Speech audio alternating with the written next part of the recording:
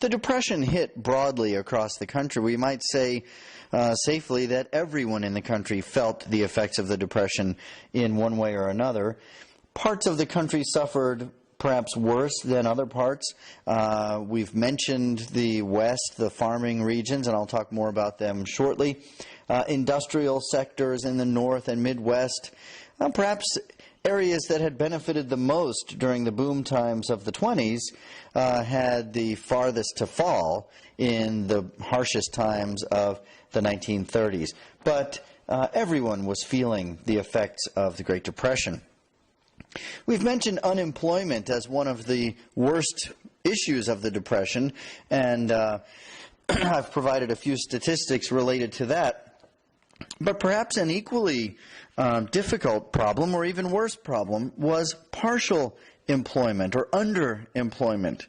These are folks who might not have shown up on the unemployment roster. They had jobs, but they weren't getting paid what they expected to be paid, or they weren't working the kinds of jobs that they had been trained to work. This is the phenomenon that did occur during the Great Depression, in which doctors or lawyers were relegated to driving taxicabs, and taxicab drivers were relegated to sweeping the streets. And it was the street sweepers who were forced into unemployment. But everyone along that chain was feeling the effects of the Depression. They were not satisfied with what they were doing. There was a lot of stress and unhappiness associated with that. We also need to note that the Depression kind of set in gradually over a period of months and even years.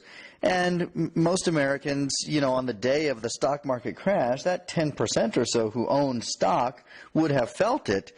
But it wasn't until weeks and months later that average American citizens began to notice that their wages were not what they once were, that their employer might have been laying off a few people.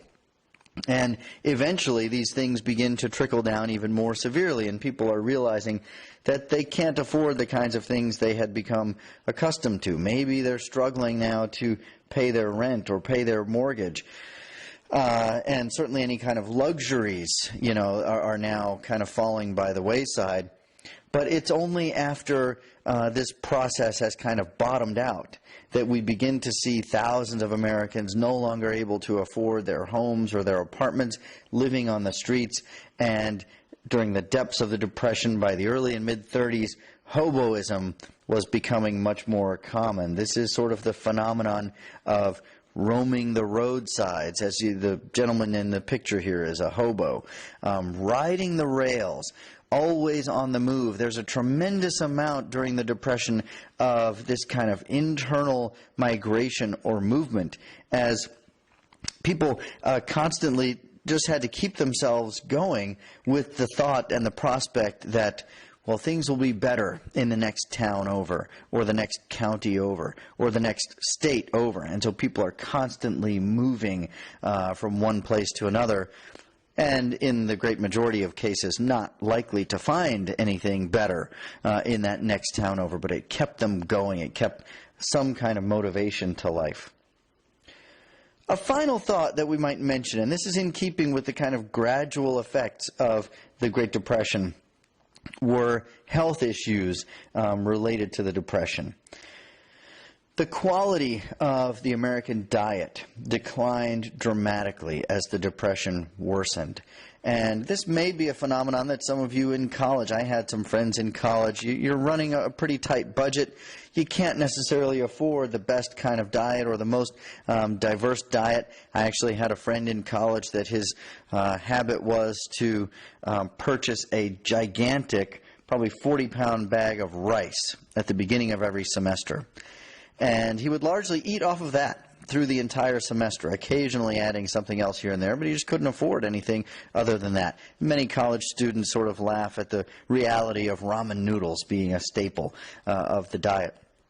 But in real terms, during the Great Depression, people found that meat and protein, a diverse, rich diet, is expensive, and certainly by the standards of the day was too expensive for many Americans. And so they began to cut out those proteins and meats. They began to cut out vegetables and different kinds of things. So many Americans find themselves relegated to eating nothing but rice and beans, eventually nothing but rice, just the very bare kind of staples. What we find by the end of the Great Depression is that we are a nation that is malnourished.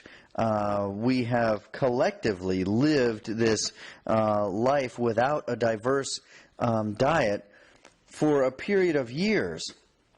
When we really notice this is with the onset of World War II. And the call goes out for the nation to send volunteers to fight in the war, or people who are drafted to fight in the war. As we will discuss when we get to that point, as many as 1/3 of those who took their physical to serve in the armed forces during World War II failed those physicals. Why? Various forms of diseases, malnutrition, poor vision, weak bones, flat feet, all of the kinds of things that set in after 4, 5, 6, 7 years of a consistently poor diet. For African Americans, in many cases, the Great Depression was even worse than for white Americans. As Langston Hughes wrote in one of his poems of the day, the Depression brought everybody down a peg or two, and the Negroes had but few pegs to fall.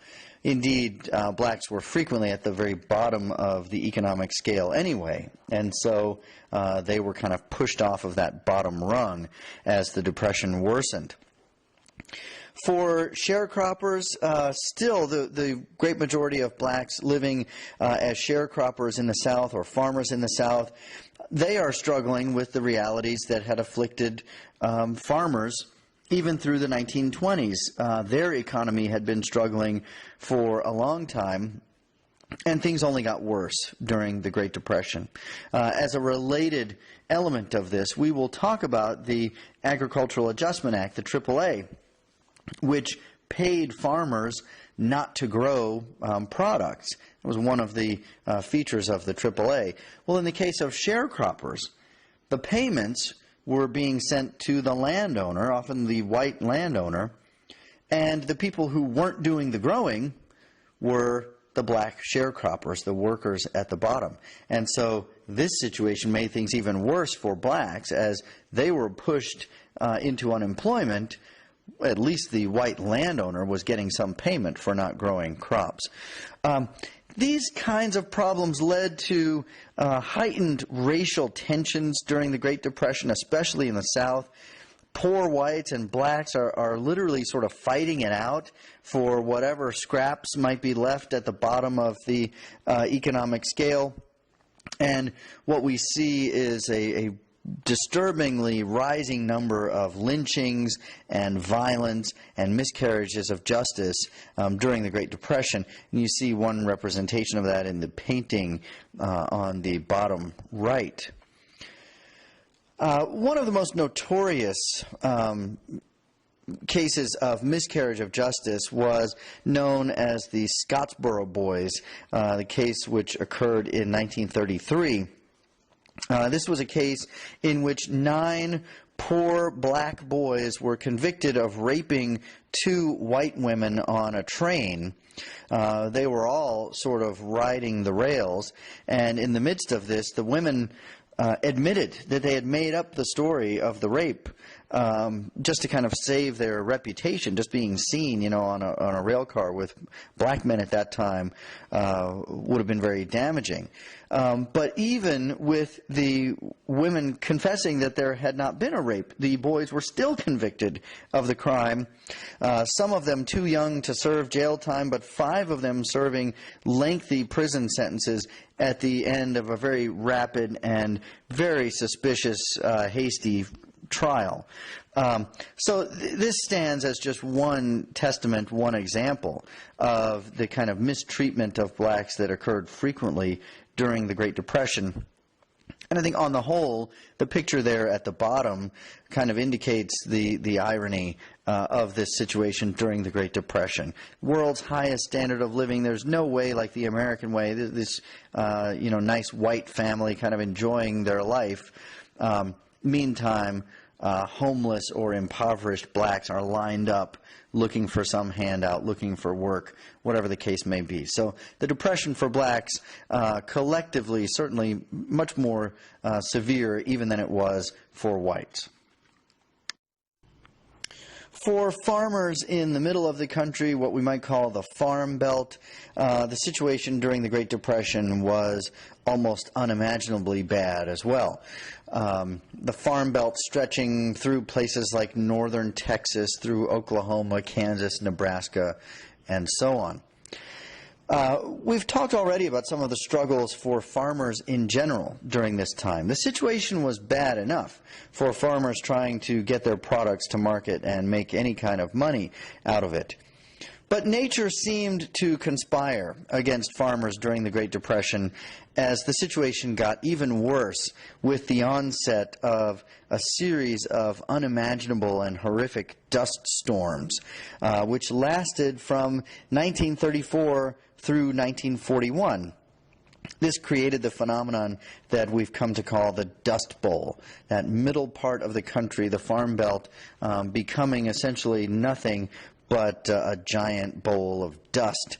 And as the storms whipped through, it would whip all of that dirt and dust up into the air and create these incredibly ominous and awful dust storms. And you see a picture of that in the screen at the bottom. These things would just kind of sweep across everything in their path. These exacted a terrible toll on the people who were trying to cling to life and cling to their existence living in that part of the country. There was a terrible toll on their health. Many people did die as a result of these storms. People kind of got trapped outside or suffocated in the midst of the storms. But many others died from related kinds of health concerns after inhaling and breathing in this dust constantly. It would damage their lungs and induce other kinds of illnesses. As a result of these dust storms, and as a result of, in general, the very difficult conditions for farmers during this time, many thousands of people began leaving that middle part of the country. Almost anyone who could find the means to get out began leaving. About 400,000 people migrated out of the Great Plains during the Great Depression, moving to places like California.